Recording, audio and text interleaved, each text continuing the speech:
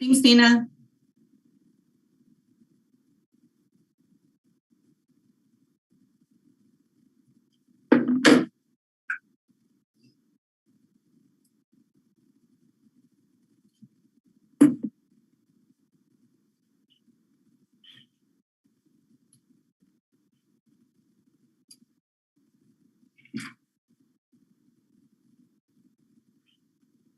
Good morning, everyone. Thanks so much for joining our weekly public meeting. We apologize for starting a little bit late. We are going to give folks some time to enter into the webinar, the meeting itself. So we'll start probably at 8:40, so folks can kind of settle into the webinar itself. This is Kristen Nevedal. I'm the Cannabis Department Director. And with us, we have Nina Holloway, who's always gracious in assisting us with these meetings. So I'm going to go ahead and put my microphone on mute. And as I mentioned, give folks a few minutes to settle into this morning's meeting.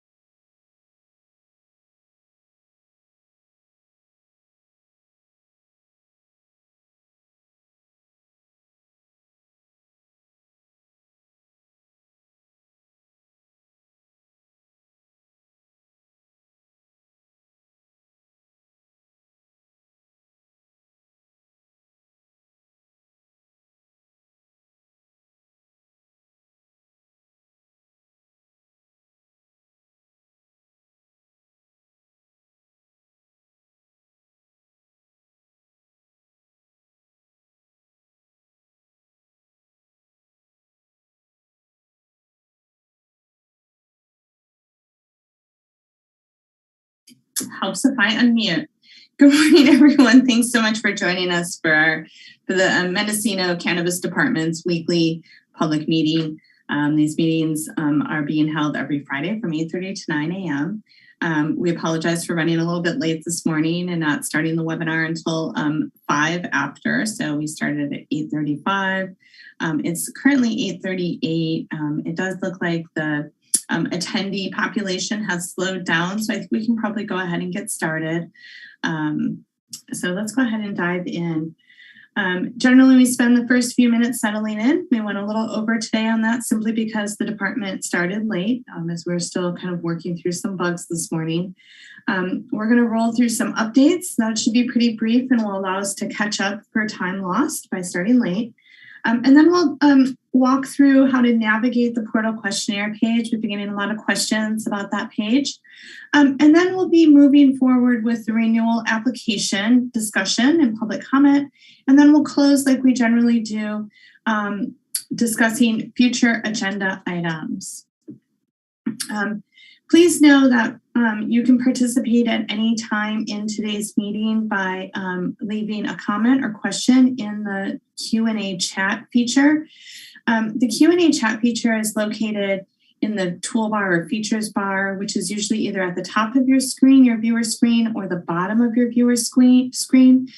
If you just click on the little chat symbol that says Q&A underneath it, it'll pop open a text box, and it will allow you to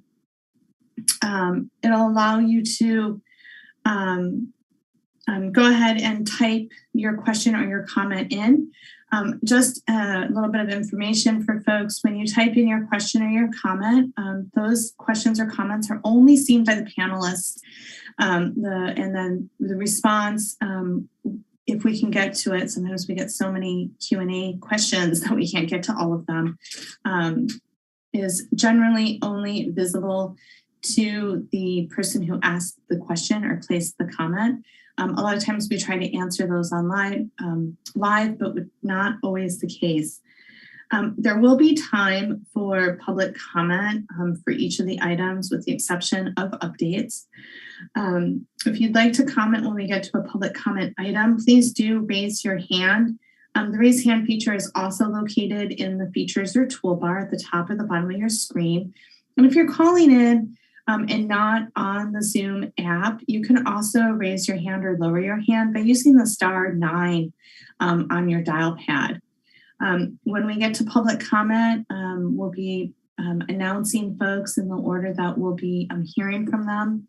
And once we provide the ability for the commenter to speak, you'll want to unmute your device. If you're on the Zoom app, unmuting your device is as easy as kind of hovering over your identification screen, and then the ability to mute or unmute your device on the Zoom app usually appears in the upper right-hand corner of your identification screen. If you're calling in, you can use *6 to unmute and mute yourself during public comment. All right. Some important dates for everyone to be aware of.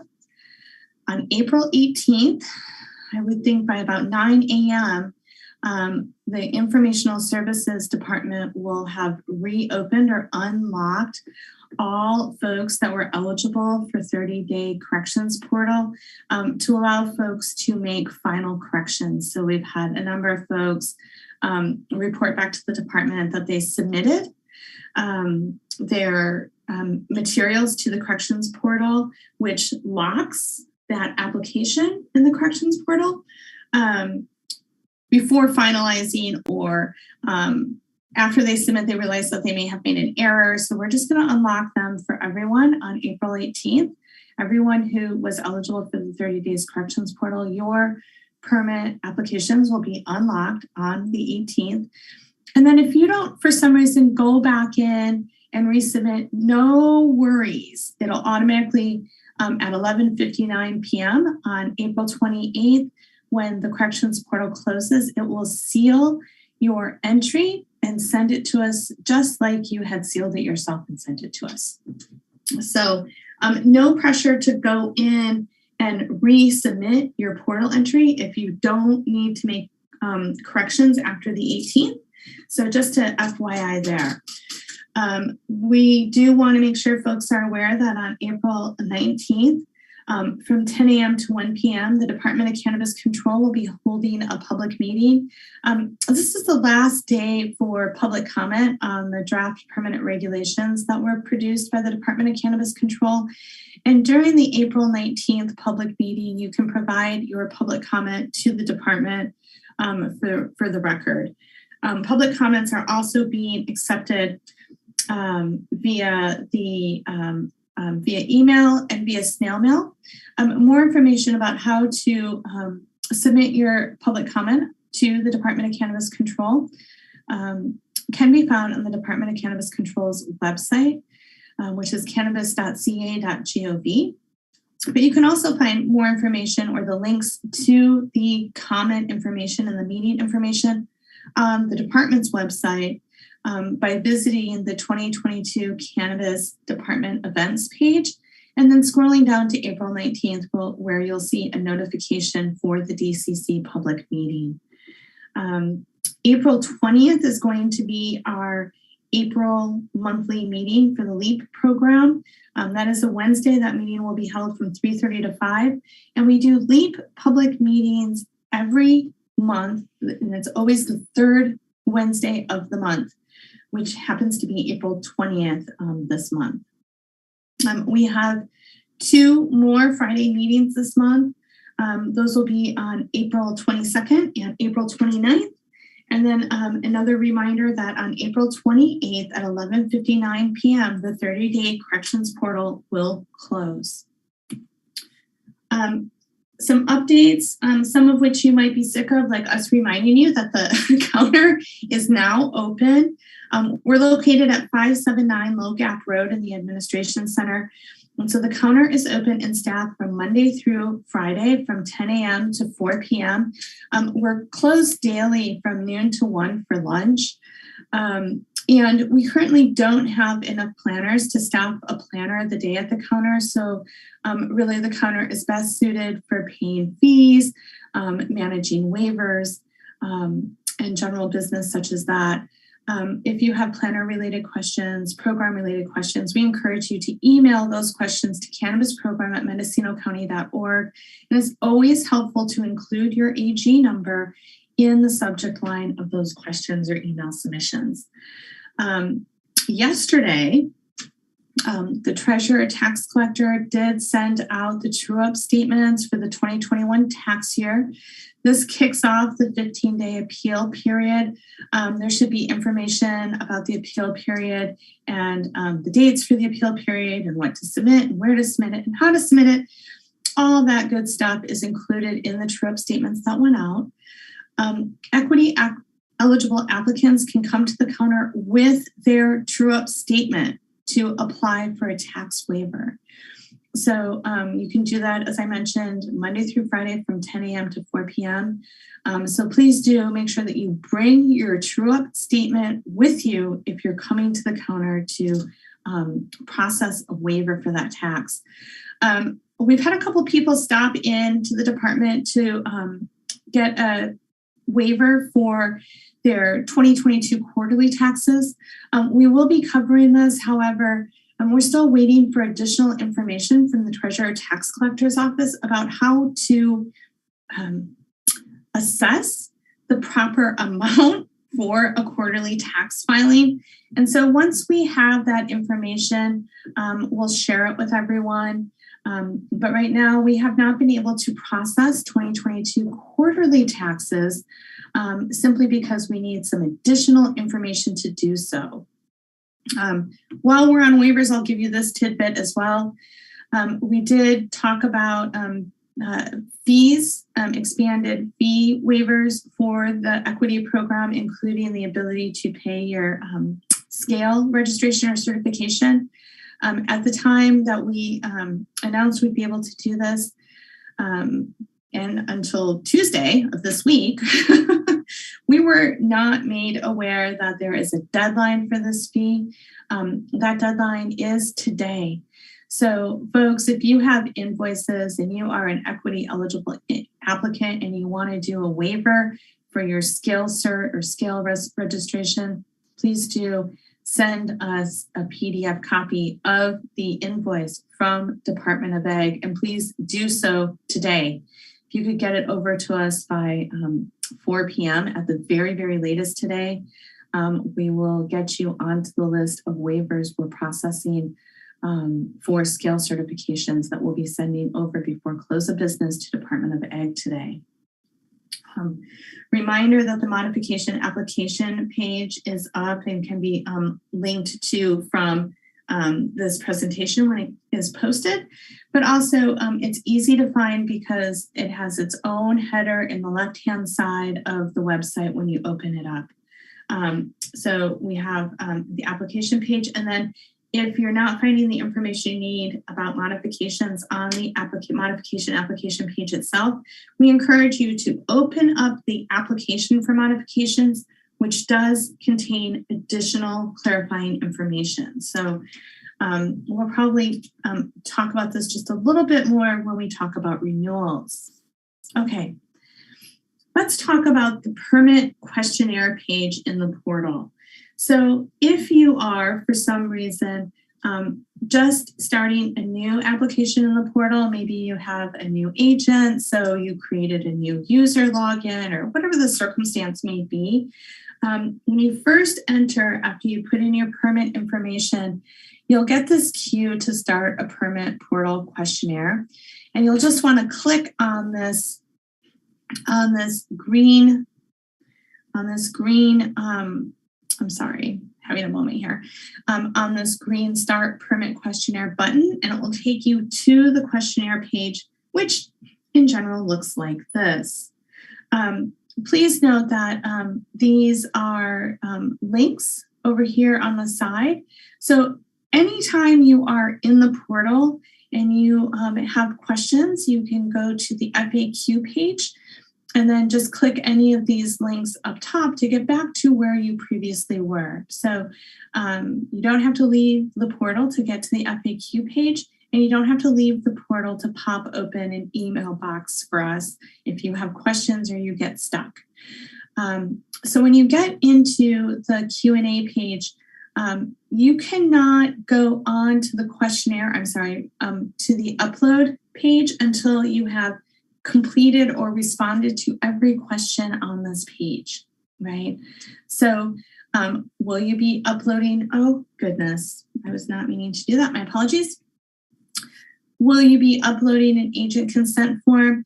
If you previously answered no and then had a deficiency for not uploading an agent consent form, a better example would be a property owner consent form. So if you had said no to this previously and then got a deficiency for not submitting a property owner consent form, you will have to go to this questionnaire page in order to get an upload to appear. So you would have to go to this page, click the drop-down arrow, which will give you a yes or no answer, and change your answer to yes in order for an upload to appear. This is true for a number of things, such as SIUR, maybe you didn't put a well in, right? So last time you submitted, so you'll have to use the questionnaire page to create the spots that you need on the upload page. Really important. Also important to note, and we'll talk about this on the next slide, is that if you entered a number, so say you answered yes to needing to upload an appropriate water right, and you entered the number 1, that's great. It will give you one upload location when you get to the upload page. And you're going to want to remember that if you're amending any of the questions on the questionnaire page, you'll need to scroll all the way to the bottom of the questionnaire page and submit it in order to activate those upload spots on the upload page. Okay, so answering these questions and then not hitting the submit button, which is all the way at the bottom of the page, will not give you the upload information or upload spots you are needing or desiring. So you can go back at any time to the questionnaire page, as I mentioned. So if you get to the upload page and you're like, gosh darn it, where is my upload spot? Just click the blue questionnaire link at the top of your page and it will kick you back to the questionnaire page. It won't impact, like going back and forth between the pages, will not impact the materials on those pages. But again, anytime you make changes to the questionnaire page, you will want to hit the final, you want to hit submit at the bottom of that questionnaire page to ensure that those changes that you made to the questionnaire page are saved. A reminder that you can adjust any number upwards, like the number of employees, the numbers of SIURs, the number of wells, so on and so forth, but you cannot move numbers down. So you can't go from 10 to 9, right? You can go from 9 to 10 or 9 to 13, but you cannot reduce a number. And there is no point at which adding numbers or increasing numbers rolls you back over to zero.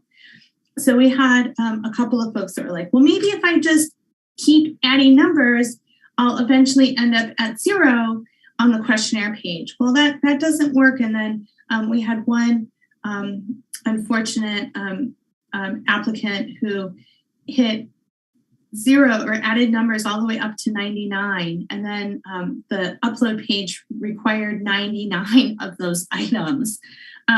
If for some reason you have more employees, more SIURs, more wells, say, right? More CDFA or DCC licenses than you need to submit when you get to that upload page. Since you cannot reduce the number, we ask that you go ahead and upload just a piece of paper, a document that says, I only have 9 employees, accidentally submitted 10, and then you'll have to fill in those uploads with that blank or with that explanation document. You can use the same explanation document if it's employees for the employee, the 10th employee ID that you don't have, right? For the 10th live scan that you don't have, for the third SIUR you don't have if you only have 2, right? So on and so forth. But just please exercise a little bit of caution here because you cannot reduce the numbers. So don't just keep adding numbers hoping you'll get back to zero, because the portal doesn't work that way and it will not take you back to zero. So if you have any overages, you will have to submit an explanation document in the place of those overages. So what do you do if you need to upload an item and there's no upload spot for that item when you get to the upload page?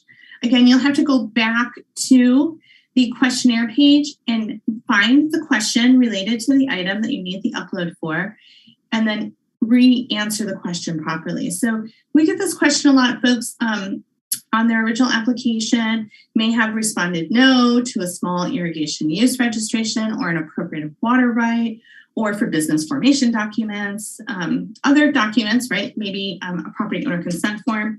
If you answered no to any of these or other items that have a yes, no answer to them, there will be no spot to upload these documents when you get to the upload page. So again, you'll have to go back to the questionnaire page, find the SIUR question and change your answer from no to yes, and then submit the questionnaire page in order for you to have an upload location activated where you can submit your small irrigation use registration as an example. So let's go ahead and this is what it looks like when you're in the upload page, right? So again, after you submit your questionnaire, it will push you over to the upload documents page. And you can see here this blue highlighted word questionnaire. Anytime you're in the portal, you can click that and it will take you back to the questionnaire page so you can change your answer and then submit that answer at the bottom of the page. And then what it will do is it will take you over to the documents page where you should be able to see the upload space. So these links at the top are always available for you to flip from the different components of the portal itself when you're in there. Okay. Let's spend some time doing portal discussion. So we're going to go ahead and just remind folks, we do have a few questions that have come into the Q&A feature, and we have a few hands raised, it looks like. So if you'd like to provide a comment this morning or ask a question regarding the portal questionnaire page, please do raise your hand. That feature is in the toolbar if you're on the Zoom platform and just looks like a little hand. You can click the hand to raise it. You can click the hand to lower it. If you're calling in this morning and not using the Zoom app on your device, you can use *9 to raise your hand and *9 to lower your hand. And if you are on the Zoom app, you can mute and unmute yourself by hovering the cursor over your screen, your identification screen, and mute and unmute will show up in blue in the upper right-hand corner. If you're calling in, you can unmute yourself by using *6 on your phone. And then that should go ahead and unmute you. And likewise, *6 will mute you. So let me go ahead and pop up the timer. And I need to just arrange myself over here on this screen. My apologies. Let's see here. We have a couple of folks in the queue. Our first caller is going to be Hannah Nelson, followed by Julia Carrera, and then Monique Ramirez. Hannah, you should be able to go ahead and start your comment. Thank you, Kristen. Good morning. The first question has to do with supplementing your contiguous expansion affidavit submission with the SSHQ, the questionnaire, since now those questionnaires are being asked of by people who even are eligible for contiguous expansion. In the portal, it seems that in the questionnaire, if you pick SSHQ rather than contiguous expansion, it's like one or the other. And so if we don't want to change the contiguous expansion being placed in the materials, how should we go about adding the questionnaire so that that material is not later having to be asked for again? The second question is, in some of the checklists, I've noticed that the reviewer has accepted the seller's permit with the identity of the entity together with a statement of information that identifies the applicant as the owner of the entity, and without further formation documents. And in other checklists, there's a request for further formation documents, even though the embarked receipt is in the individual's name. And so I'm wondering, how to deal with that inconsistency if there aren't formation documents. If that slot shouldn't be allowed because they're just an individual, but the checklist says that there's a deficiency, how does one deal with that? That's it. Oh, one more thing, and that is, can you request a waiver for all equity eligible applicants who have received the eligibility lever on the 50% fee waiver, fee increase on the scale certification, since that didn't get figured out? Thank you. All right. I'm going to go ahead and mute Hannah so we have good sound quality. And let's see if I can answer these questions. So if you need to supplement your contiguous expansion affidavit with a questionnaire and you don't want to re-upload the CEA, there's not really an additional spot that you can submit the questionnaire in. So you'll have to probably just wait for us to ask for it, frankly. If you are, the best thing to do would be to add it to the CEA materials that you already submitted. You cannot do that in the portal. You would have to do that outside of the portal. So you would add it as an additional page to the CEA materials, the contiguous expansion affidavit materials that you submitted, and then re-upload it as one packet is an option. The portal development, there wasn't enough time to change a lot of details in the portal itself and how it worked. So we apologize for that. We are aware that we'll probably have to go back and clarify with folks what's required for the sensitive species habitat review. And in doing so, we aren't going to be denying folks for not having, say, a questionnaire associated with their CEA.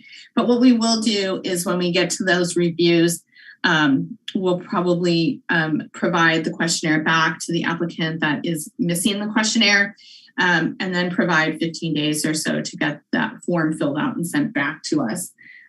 So we are aware that that's a bit of a challenge. Portal mechanics and the way it was originally set up really have created that challenge, and we don't have the technology developed to make it a little more streamlined. I'm a little confused by the business formation question, and so I might need you to send me a specific instance to help me understand exactly under what circumstances this is coming up. I mean, the really important piece is that if we have a seller's permit, say I'm the applicant and the seller's permit does not have my name on it. It just has, Kristen's Amazing Cannabis on it, right? Then I would need to show business formation docs or submit business formation documents showing that Kristen Novedall is an owner officer of, right, the Kristen's Amazing Cannabis Company. So you can do that a couple different ways. We have been accepting business formation documents showing that the applicant is associated with the business entity that appears on the seller's permit. Some folks have been coupling those business formation documents with the seller's permit. That is not our preference, but we have been accepting that. Our preference is that if you have a deficiency for business formation documents, that you go back to the questionnaire page and answer yes to the business formation documents, which will then, once you submit that questionnaire page again, will open up a separate upload spot for business formation documents. The reason why this is important, or it's our preference that you submit these separately, right? Seller's permit in the seller's permit location and business formation documents in the business formation documents location, is because the portal has an automatic naming convention. So we can clearly see that both of these materials were submitted. It's helpful to the reviewer. It also saves us upload time and pain going from, say, the portal into Trackit once the application is complete. And if it's submitted separately, we can give you credit for having those documents submitted. However, we spend additional administrative time breaking that one document into two documents and then renaming them both so that they can be uploaded and recognizable by whoever is in Trackit conducting the review. So again, if there's questions that are specific to a deficiency, why that deficiency came about, please do send those specific questions to cannabisprogram@mendocinocounty.org. I don't have enough information, I don't think, to answer that question in full at this time. And then the third question, Hannah, I forgot your third question, so I'm going to let you re-ask your last question real quick. So you should be able to unmute and ask the third question. I didn't quite get it written down, so I do not remember what it was. So would you like to unmute and ask me the third question again? Sure. Thank you. Yes, the third question was about the scale certification. Yes. Okay. Thank you. Yes. Sure. So thank you for that. You just jogged my memory just enough. Okay. So I don't know about the 50% fee. We sent some questions over to Department of Ag. So as I mentioned, let me start over. As I mentioned, we were not made aware by the Department of Ag that there was a deadline or a 50% fee if folks missed that deadline until an applicant came in to do scale registration with us on Tuesday and notified us that it was all due by today. So staff has been scrambling around a little bit. I apologize for that to both the staff and to the applicants. The staff has been scrambling around a little bit to try to get the information that we need from Department of Ag. We have inquired with Department of Ag about whether or not we can just send a list of folks who are eligible over this afternoon so that we could then process them next week when we have all of the information from them and avoid the 50% penalty. But we have not, as of this meeting, heard back from the Department of Ag. I know some of their staff was in the field yesterday, which probably made it hard for them to get a response to us during business hours yesterday.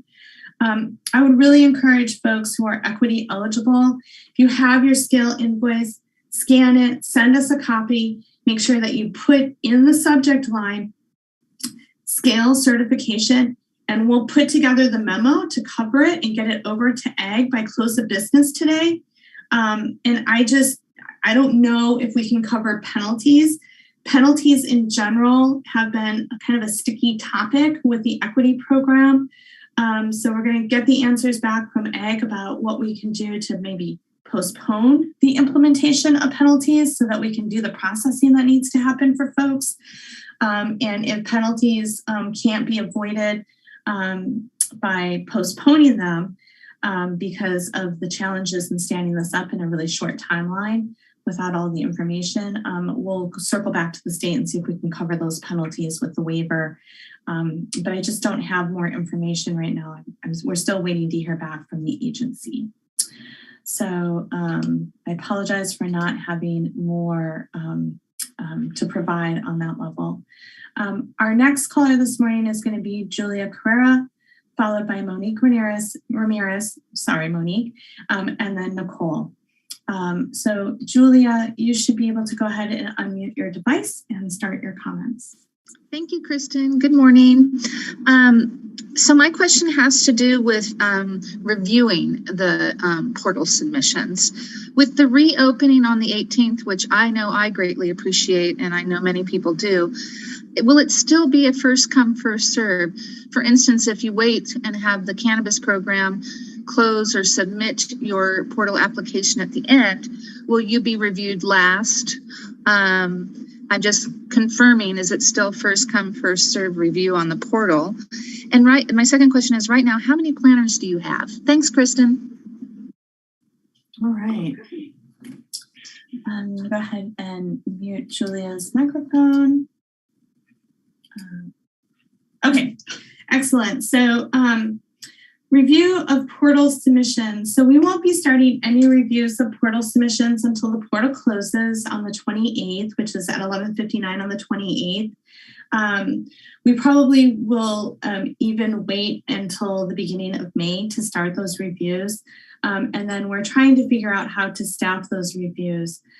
We had really hoped that we would have been approved by the county to issue the RFQ for contractors back in February. We didn't get that sign off until this week. So it's been a long haul going back and forth, trying to get that RFQ dialed in and released to the public. We will be getting it up on the website hopefully today, but it's going to run for 30 days. Then it's going to take some time to process responses, which we can't process until the 30-day RFQ period closes.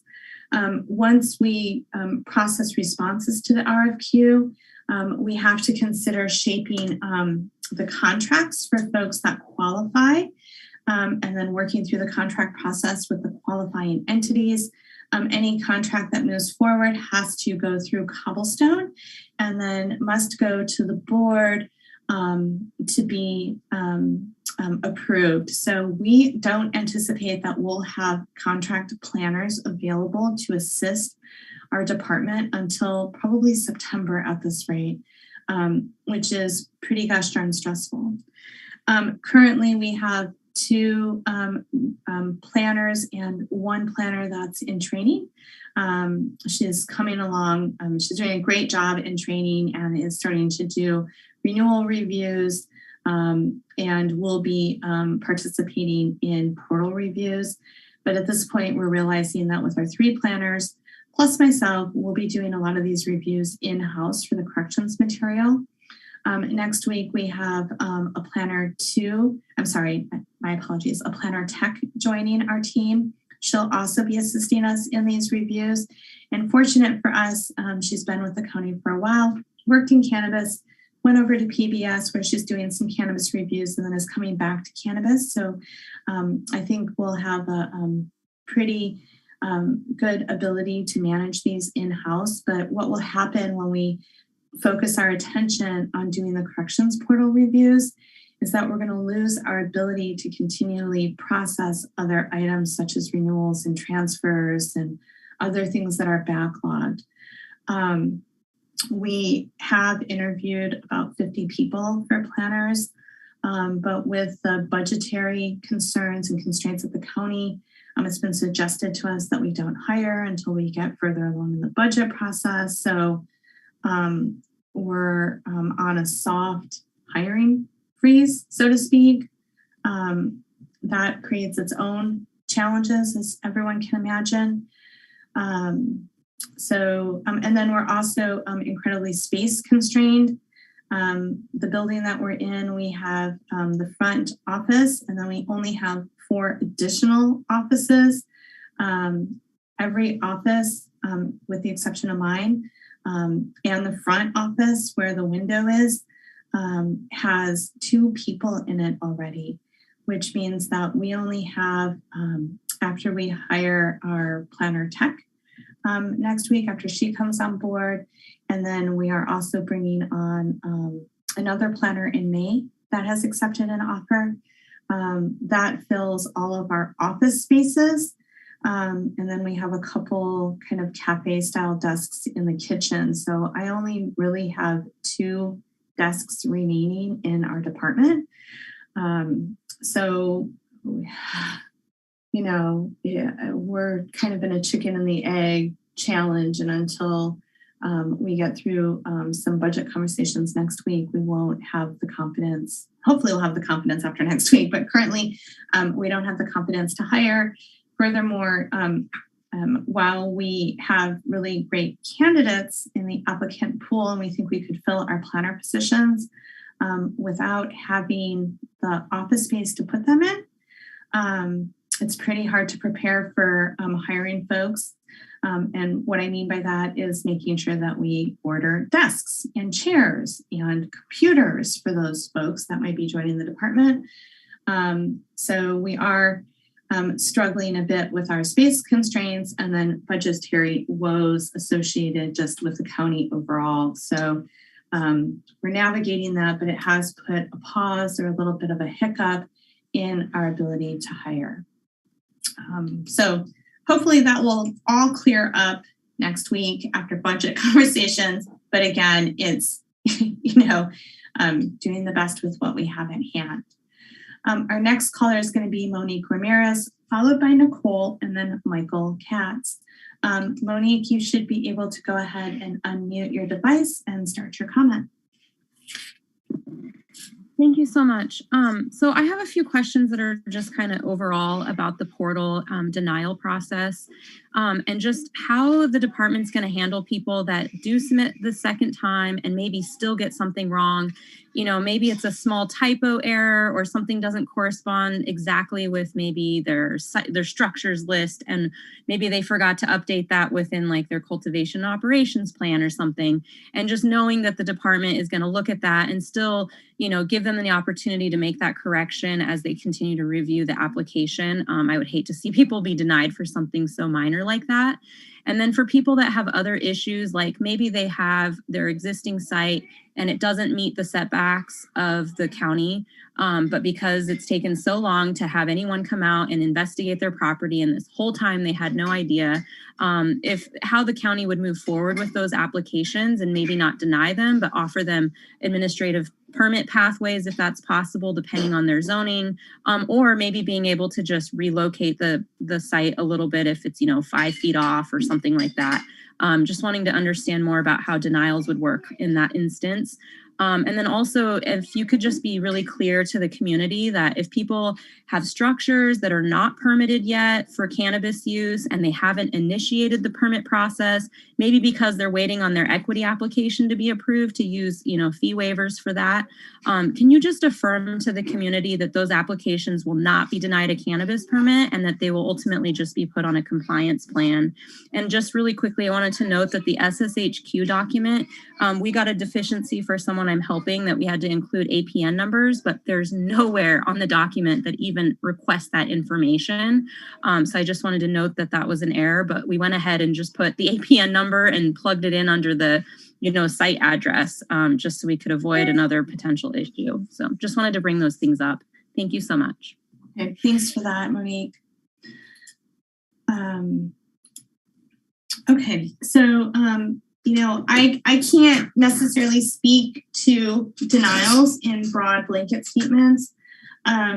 Typos really are not a significant issue unless they are in relationship to, say, the name of the applicant or other important identifying information that we need.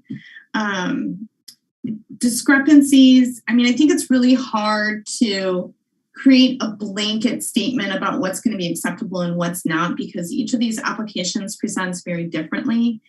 And we are currently working with County Council in kind of amending our denial process and the way our denial letters look in preparation for an appeals process. And I haven't really received the final, kind of protocol or format that we'll see denials be in. Non-permitted structures. Listen, if you guys are trying to cultivate or conduct cannabis-related activities in non-permitted structures, that's absolutely not allowed. So an applicant may be issued a permit with identified non-permitted structures via the compliance plan program. But part of that compliance program is that the applicant must sign an affidavit stating that under no circumstances will they utilize the unpermitted structure until they've received a permit and the appropriate occupancy sign off on that structure. So yes, you can have non-permitted structures identified on your site plan, but under no circumstances does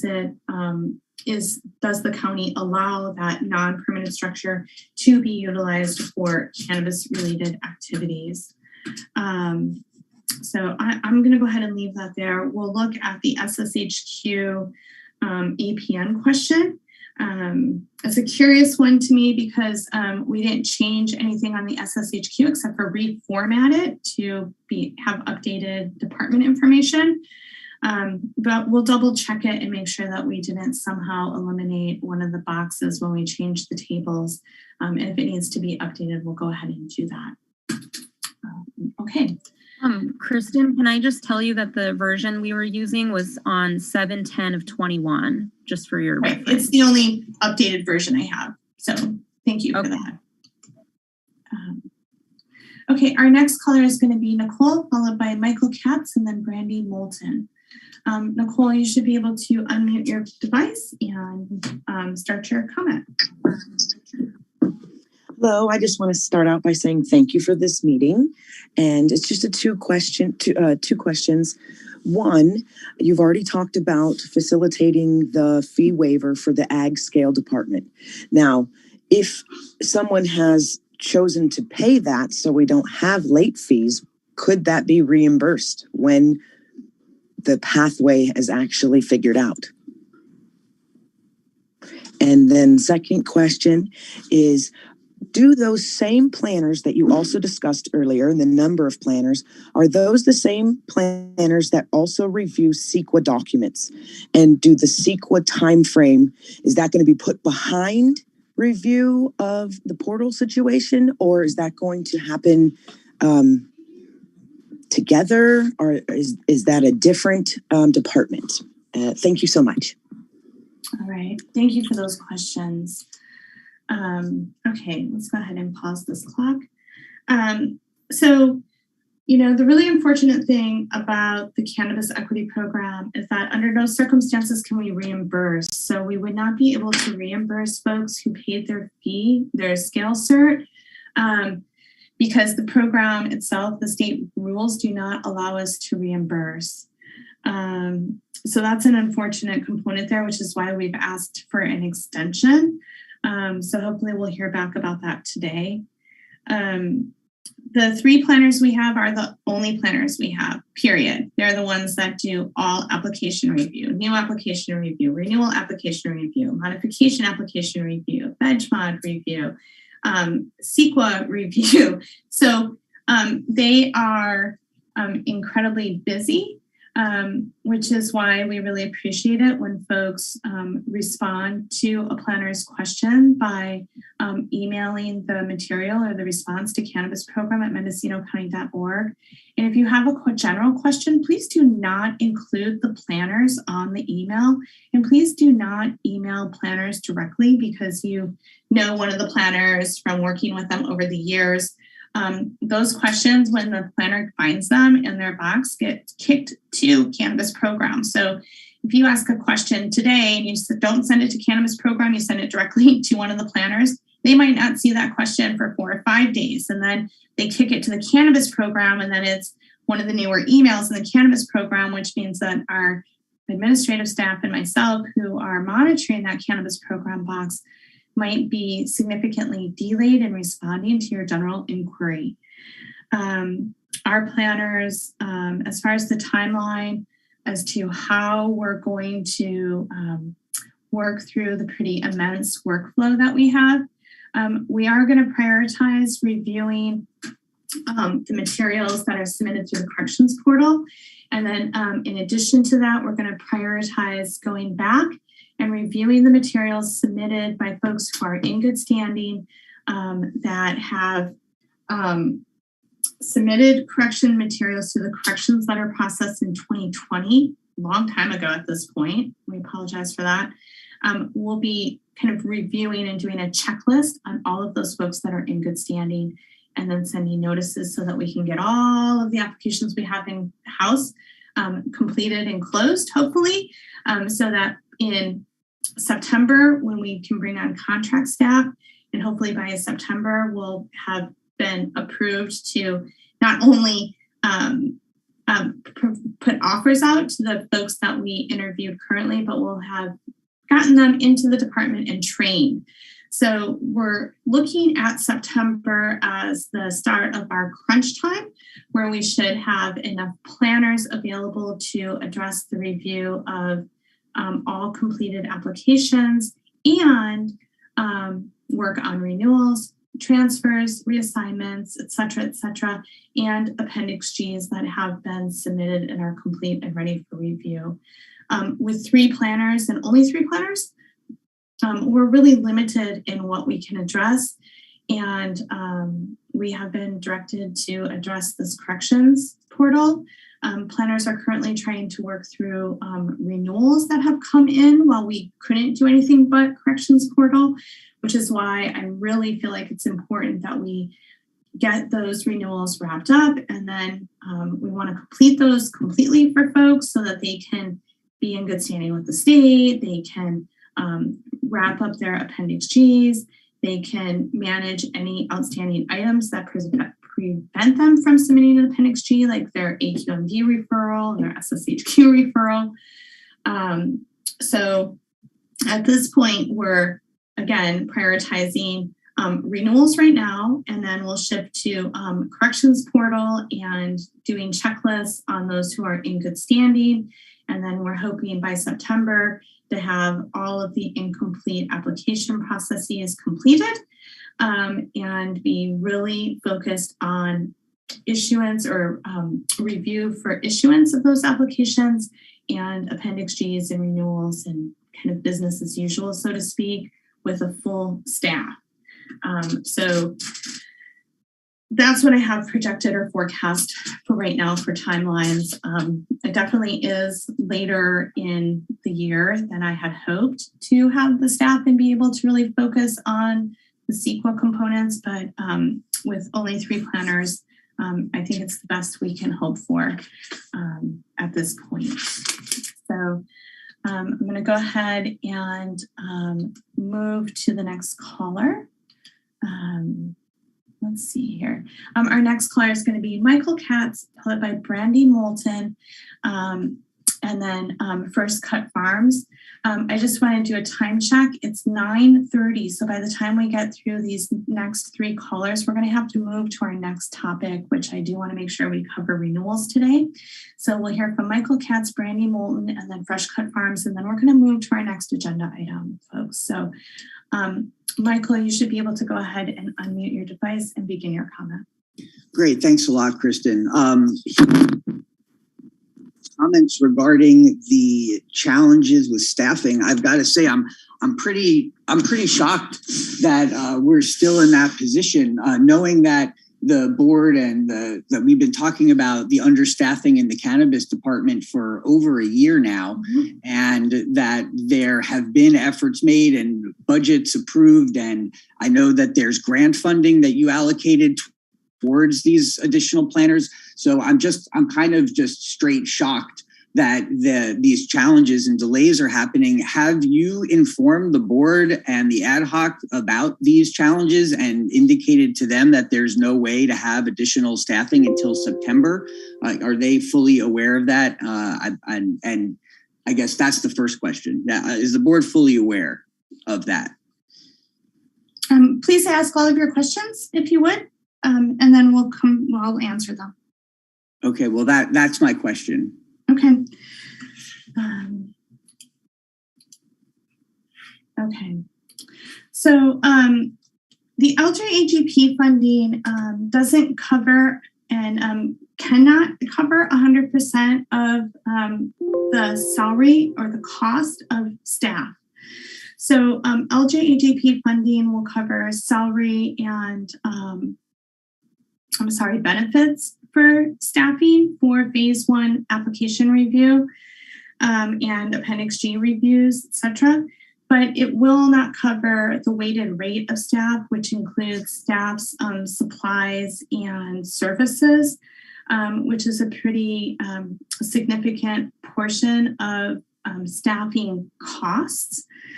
So the only way to manage the cost associated with the full price of staffing is to take it out of the budget somewhere in the cannabis program or take it out of the general fund. Because the county is experiencing a deficit, it's unlikely that there will be any general funds available for any of the departments, including the cannabis department. Previous years, the cannabis department or program has been heavily funded by the general fund. That will not be the case in the 2022-2023 fiscal year. So we do believe that we'll be bringing forward a fully balanced budget that includes the revenues to manage staffing all of the allocations that we've been provided by the board for the department. But until we have that budget approved, we do not necessarily have the ability to add staff at this time. The board has been made fully aware of the challenges around staffing, primarily the space challenges. But as we're in the budget process currently, there is a budget ad hoc. So the budget ad hoc is fully aware of the budgetary issues and how they are impacting the department's ability to staff up. But again, we do believe that we'll be presenting a balanced budget, and we are very much so hoping for full board approval of that balanced budget so that we can expedite our staffing needs. But before that, we've been advised not to staff. And then the space concerns are really of issue. We can't fit more than 2 people in our offices. We don't have any additional space to order desks. We don't have any additional space to order computers in preparation. So, I think it's a complex situation. And so we have been told that we can't move until the county finishes or completes their space assessment. We've asked and inquired about whether or not there's temporary space available where we could do use one of the conference rooms, just as an example, right? That the county has for a cafe style temporary setup for planners. We haven't heard a response yet. Everyone's pretty inundated with budget right now. But we are trying to be creative and figure out how to move it forward. But a lot of those decisions are outside of the department. We need other divisions and departments in the county to all work together, which I would say they all are, but everyone has their own time constraints in the county. So we are doing our best, but it's important to be aware that the LJAGP funding cannot be used to pay 100% of any one staffed person's salary because it cannot cover staffing, salary packages, the components around services and supplies. So we still have to figure out where to bring those monies in to cover those expenses associated with staff. So, but I think we're there, but it still has to go through the board process for us to be able to move forward. Okay, we're going to move to Brandy Moulton, followed by First Cut Farms. Brandy, you should be able to unmute your device and start your comment. Good morning. I have 3 questions. So the county recently has required many applicants to essentially start from scratch and submit all new license applications at both the county and the state level.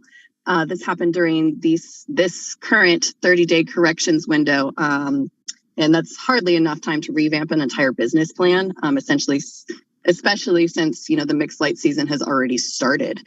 So my first question is, are these applicants that are in this situation going to be given additional reviews after having to start completely over after 5 years of working with the county on the current business plans?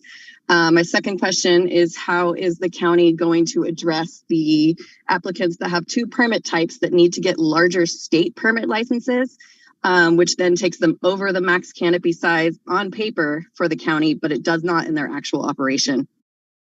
And my third question is if this sort of discretion was approved or directed by the board. Okay, I will do my best to respond to those questions. I am not aware of, I have 1 applicant that I'm aware of that we're telling them that they need new applications at the state level and new county apps to sort out some previously allowed for activities that don't meet the ordinance limitations. So I don't think this is a widespread issue as far as I'm aware of. Will that applicant be allowed additional review time? I'm not sure what that means. I think the applicant should get the information into the portal and submit the proper state applications. So just showing that you've applied for the proper state applications. We can verify that application number. So if you send a screenshot of that application number, we have a list that's provided to us weekly from the state that gives us the status of all applications that are pending in the county. So we should have enough information to be able to deal with that. We have experienced some discrepancy with folks who have, say, a 5,000 square foot permit with us, but a 10,000 square foot license at the state. Those do need to be aligned. And part of the reason for that is to ensure that they're aligned for the processing of the Appendix G. So as we're identifying those, we've identified some of those during renewal processes. I'm sure it's possible that we'll identify some of those during corrections portal processes. We will send a note if it's a newly identified issue. I'm sure we'll provide some time for them to manage that application. But again, it's important to note that applications for new provisional licenses at the state level, the deadline for those was the end of March to ensure that the party is eligible for a provisional license. Unless you are an equity eligible applicant, then you have until September to apply. I'm sorry, I might have this slightly wrong. I think you have until the end of June to apply for your provisional in order to be to meet that September deadline for equity applicants. So there's a couple of pieces there. And then the rest of it we would have to really look at on a case-by-case basis. Okay, we are quickly running out of time. We're going to go to First Cut Farms next, and then we'll have to move to our next agenda items. So First Cut Farms, you should be able to go ahead and start your comment. Hi, Kristen. This is Jerry Munn. And my comments about the existing operators, non-permitted structures can't use for cannabis. And everybody in phase 1 is an existing operator. And I find this approach by the cannabis program very concerning And why are you treating existing operators like new build-outs? And why is the program not working with legacy cultivators to work on a compliance plan? Thank you. All right, thank you for that. We haven't changed anything. So unpermitted structures have never been allowed for cannabis use since the beginning of the program, is my understanding. That's very clear when you are issued a permit, you have to sign a compliance plan.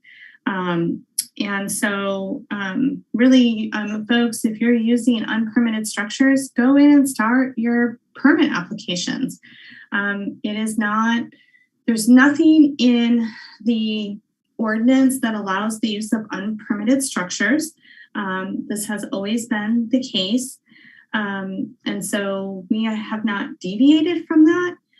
We're just probably providing clearer information upfront about it. I realize the county has not conducted inspections in quite some time on a, kind of robust level. So I think a lot of folks probably have not been made aware of the compliance requirements. So I just want everyone to be well aware that under no circumstances can you utilize unpermitted structures for cannabis-related activities. And if you are get to the point where you are eligible for a permit, you'll have to sign the same affidavit as other permit holders stating that you will not conduct activities in unpermitted structures. You'll be issued a compliance plan, but you have to agree in writing under penalty of perjury that you're not going to be utilizing those unpermitted structures. So that's not new. We're just being very clear about it. Okay, we need to kind of get to this renewal conversation. We are running really short on time. Usually we'd be going to our last item in 4 minutes. I do want folks to be aware that we've updated the renewal page. Let me make this full screen. My apologies. It's going to probably kick me back to the start. Hopefully folks don't get seasick with my quick page changing here. Okay, so we have updated the renewal page just for clarification, and we've updated the renewal application itself. We'll look at both of those pretty in just a moment here. We are still accepting renewals via email. You can email your renewal packet to cannabisprogram@mendocinocounty.org. Super helpful, and we greatly appreciate it if you do include your AG number and the fact that you're submitting a renewal in the subject line of that email. We are definitely behind on renewals simply because we are incredibly limited in staffing. But I do want folks to see that we've updated this. I'm going to make this full screen. Give me just a second here. That we have updated our renewal page just to include the information I just went over. We are asking that applicants submit renewals 60 days prior to the expiration of their permit. We will accept them right up until your permit expires, but likely will not have time to process them. If we get a renewal 24 hours before you expire, you're going to have an expired permit. Like, it's going to be, with the situation we're in currently, impossible for us to process, because when renewals come in, we check them to make sure that they're a complete packet. Once they're a complete packet, we ask that the renewal application be paid for, and then we put it into the queue for processing to be assigned to a planner. So planners are working through these materials just as quickly as they can. If you're, when you submit your renewal, you will be or have already, which we ask people not to make changes without reviewing the modification page. But if you've already made those changes, you've changed your permit size, your type, you've reconfigured your cultivation area, you've added new water sources, and or you plan to do any of these things, including adding new cultivation-related structures, you must also submit a modification application to the department and pay for that modification application so that we can process your new permit size, perhaps, or permit type, et cetera, et cetera. More information, of course, about the modification applications can be found here on the website. You can also link to that page directly from here. And then we have updated the renewal application, which for some reason that link did not take, or maybe it did. It just doesn't show up as a link. Good gosh. So with that said, the renewal application has been updated.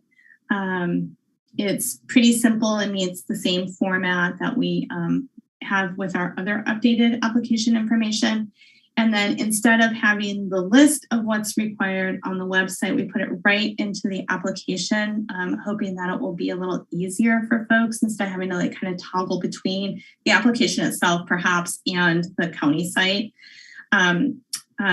Similar to these requirements are the same as what was on the website, with the exception of the Department of Cannabis Control license. So when you submit your renewal, folks, please do make sure that you submit a copy of your license so we can verify easily that you still have a valid license with the state.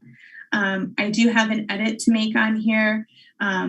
In the Word doc, I had included the requirement for the air quality, the Mendocino County Air Quality Management District Questionnaire. So similar to the Sensitive Species Habitat Review Questionnaire, if you have not undergone SSHQ referral process yet, review and, if necessary, referral process, and or you have not undergone the AQMD review process, you will be asked and required to submit those materials with your renewal so that we can process those materials and get your application fully complete during the renewal process so that you're eligible for an Appendix G. So previous policy had been to process the renewal and then ask for these documents afterwards. But track record over time has shown that people easily forget to submit those documents. They get their renewal permit and then they're like, yeah, I'm done, right? And then we move into the next renewal cycle, or 6 months later, these documents trickle in, right? So it's really easy to like feel complete and then forget to come back. So we're folding these requirements into the renewal itself so that we can ensure that we're moving folks forward and getting all the information we need for folks to be eligible for submission of their Appendix G materials. You have to complete the Sensitive Species Habitat Review and the AQMD before you're eligible to submit your Appendix G. So we're just trying to get everything cleaned up for folks and get them moving forward. So I'll be adding the AQMD back into here and I'll repost it today. I apologize for that. And then we just have the signature page here. Not a lot to fill out, but we did put in the checklist here so folks know for sure what needs to be completed. Okay. Going back to the compliance plan and the structure. So this is the same statement that has always been on the website, this red lettering here. So if staff determines when you submit your renewal that you haven't completed your compliance plan, you haven't done the permits, we won't be accepting your renewal. Renewals, permits that expire according to the ordinance automatically extinguish themselves 30 days after the expiration date. We've been providing extra time for folks because we're so slow in doing our processing right now. So we've just been working with folks who have materials submitted to us, but I can't emphasize how important it is to make sure that you are moving forward with those building permits, that you're completing that compliance plan. So that can be a major hang up for us to renew your permit, because you cannot use, as I mentioned before a number of times, unpermitted structures for cannabis related activities. So please do go apply for those building permits. If you are an equity applicant and you have building permits that need to be applied for, you can contact Cannabis Program. We do have a PBS estimate form, and if it is a cannabis related permit that's needed, with the exception of anything Class K, we can go ahead and waive the fees for that permit so you can move it forward. We can even waive fees for reinstating an expired permit, but we would need you to fill out the PBS estimate form, submit it to PBS. PBS then sends it back to us once they've provided the estimate, and then we can process that fee waiver for the equity eligible applicants. So we have about 10 minutes left. So what I'd like to do with only 10 minutes left is go ahead and see if we can kind of double up, I apologize, our last public comment segment. So I'd like to talk about or hear comments on renewal application processes, as well as suggestions for future agenda items, so that we can all get off the call at 10, which is our call end time. So I have 3 hands raised for comment. I'm going to go ahead and put the timer up. We'll hear from Hannah Nelson, followed by Monique Ramirez, and then Julia Carrera. So let's see here. Hannah, you should be able to go ahead and unmute your device and start your comment. Thank you. With respect to renewals, you repeatedly in the past said that you were hoping people would submit them 30 days in advance, and now you're saying 60 days. I think that that's a shift, and the 30 days in advance wasn't even formally noticed to people before. So I'm a little concerned about now shifting to 60 days. The payment in advance, people were previously told that they need to wait. Is it possible for you to walk through the mechanics of submitting via email, payment, and et cetera? Because I think that there's been some confusion about them not getting in line for processing until they pay, but not being able to pay because you guys didn't figure out that system. And then finally, if you could discuss, and this is kind of not just specific to renewals, but could be, especially if there's a change, there's kind of a catch-22 right now with state licensing. And if the state is waiting for the county, but if the county is slow in processing things, then there's no way for people to move forward, even if they've submitted the correct kind of state application. And then, so that's kind of a challenge right now. And then the other thing is that's going to be until September. That's even a bigger challenge for portal people. And then finally, the issue had been approved of for people to have a 10,000 square feet mixed light and 5,000 square feet outdoor, and in the non-outdoor season, as long as they didn't go over a maximum of 10,000 square feet, to increase their mixed light by filing the appropriate amendments and modifications.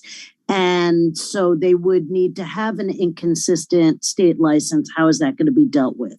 Thank you. All right, go ahead and mute and try to respond to those questions. The 30-day renewal timeline was previously on the website. We had posted that in July when we did the cleanups for renewals. We had been planning a 60-day timeline. So as we move into notifications for renewals, there will be a 60-day notification once that process is built out or that technology is built out, and then a secondary 30-day notification if we haven't received anything between, day 60 and day 30, right, leading up to that expiration date.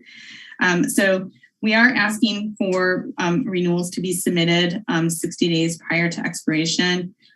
We feel like this is necessary to ensure that that renewal can be assigned, paid for, and properly reviewed before the applicant is potentially subject to expiration. The concern about how the interaction between the applicant and the state works when you have a renewal that a permit that's expired, but the renewal is pending review at the county and we're short-staffed. I will say this, the workbook that we send to the state on a weekly basis, when your renewal is in process, it still in the status shows that your permit is valid. So the state has not been holding or denying approval of provisionals when folks are under review for their renewal. So that has not been a problem. The state licensing versus permit questions, I only know of one applicant that was allowed by previous leadership to have 10,000 square feet of outdoor and 10,000 square feet of mixed light. That applicant has been asked to change their permit with the county because it exceeds, in its current state, exceeds the limitations, the permit density limitations in the ordinance. So in some cases, we will see folks who have a 10,000 square foot mixed light and say a 5,000 square foot specialty. That might be because they have in the county 7,000 square feet of mixed lights. They don't qualify for a specialty mixed light license at the state. And maybe they only have 3,000 square feet of outdoor, which means they don't qualify for a specialty cottage at the state. So those types of discrepancies actually match the permit, like that. Those licenses match the permit types in the county. It doesn't have to be the exact same square footage for the permit and the state license, but that has to be the applicable state license attached to that permit. So hopefully that helps.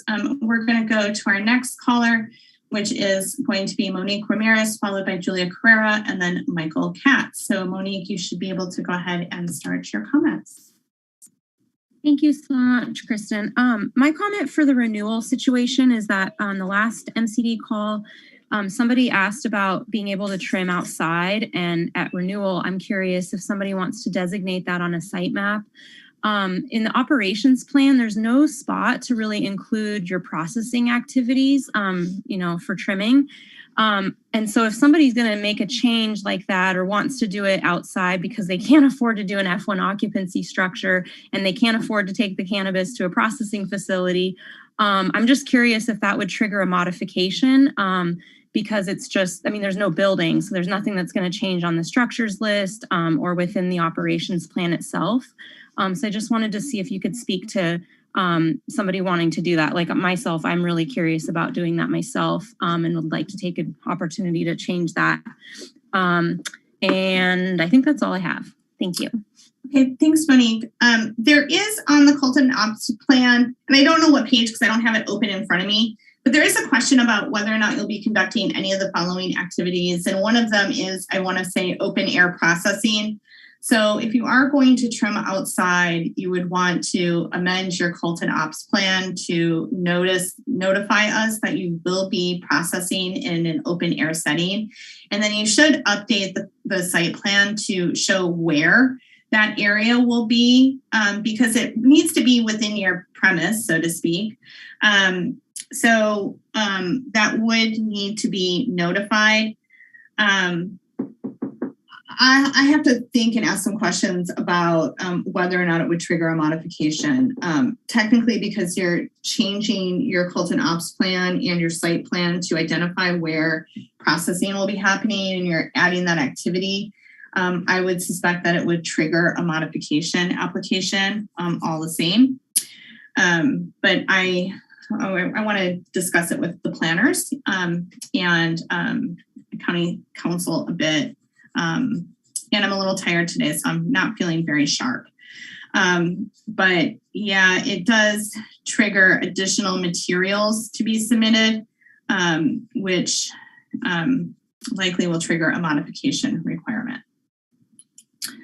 Okay, we are going to go to our last caller, which will be Michael Katz. So Michael, you should be able to go ahead and unmute your device. Oops, I'm sorry. Let's see here, did it work? Okay, there you go. You should be able to unmute your device and start your comment. Great, thanks. Yes, I was wondering how exactly the transition to the 60-day request for the renewals, how that will actually be noticed to folks in the program, if there will be something sent out by the department to let people know about that. And then also, prior to closing, I just would like to address again the question of future agenda items being a mission statement for the department, and wondering if that's something that you would be willing to entertain, seeing as how it has not been brought back yet. Thank you. All right, thanks so much. Okay, so the county has never engaged in a notification process or protocol for renewals. Renewals are the responsibility of the applicant to note that on their permit in the upper right-hand corner, there's an issuance and an expiration date. So it is the responsibility of the applicant to make sure that they submit the renewal materials to the department before so that the renewal can be processed before the permit expires. We are working with informational services to develop a renewal portal. One of the features of the renewal portal will be an automated notification system. We're super excited about it. As I mentioned earlier, that notification system will push out a 60-day prior to expiration notice to the permit holder. And then if we don't receive into the renewal portal the application for that individual, it'll kick a 30-day notice out as well and say, hey, listen, we're at the 30-day mark. You got to get this into us. So we are not penalizing folks for not getting the renewals to us 60 days prior to their expiration. But we're asking and requesting that because we'll be moving into a 30-day notification system. And with everything on the department's plate, it benefits the applicant to get that application into us 60 days ahead of time, especially if they have not had their sensitive species habitat review conducted yet, because if that habitat review has to go out for referral, that's at least a 30-day window. And so submitting your application materials 60 days ahead of time means that there's ample time to process the sensitive species habitat review if it hasn't already been conducted. And then if a referral is needed, it gives staff, CDF and CDFW the time necessary to complete that referral process before the permit expires. So these are the considerations that we have right now about why 60 days is to make sure that for folks who have not had their referrals conducted, there's ample time to do so before the permit expires. As far as the mission statement is concerned, yes, we are totally open to creating a mission statement and working with stakeholders in the public to create that mission statement. However, there is so much urgency around processing applications, getting compliance information out to the public, that we have not prioritized using this valuable Friday meeting time to create the mission statement. And we're kind of considering whether or not we could do some of that creation via survey. But again, all of that takes staff time to get set up. And we are struggling with our low staffing pool currently. So it is on our radar. It is part of our intention plan. But getting this information out about how to maintain compliance, how to navigate the portal while it's open, how to prepare for Appendix Gs, et cetera, has taken priority for the department over the development of the mission statement.